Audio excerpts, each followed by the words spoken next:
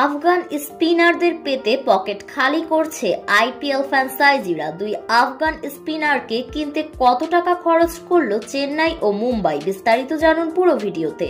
IPL ফ্র্যাঞ্চাইজিদের মধ্যে আফগান স্পিনারদের কদর বেশ। রশিদ খানের মাধ্যমে আইপিএল এর মঞ্চে আফগান স্পিনারদের জন্য আলাদা একটা জায়গা তৈরি হয়েছে। এখন তাদের পেতে হুমড়ি খেয়ে পড়ছে দলগুলো। রোববার 24 নভেম্বর সৌদি আরবের জেদ্দায় শুরু হয় আইপিএল এর মেগা নিলাম।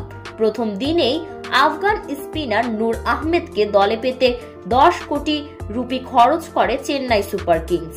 আইপিএল এর ফ্র্যাঞ্চাইজিদের মধ্যে বুঝে শুনে খরচ করার দিক দিয়ে খ্যাতি রয়েছে চেন্নাই ফ্র্যাঞ্চাইজির।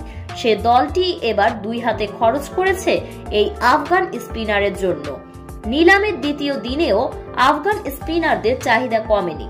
এদিন তরুণ স্পিনার আল গাজানফারকে দলে ফেরাতে 4 কোটি 80 লাখ রুপি খরচ করেছে মুম্বাই ইন্ডিয়ান্স।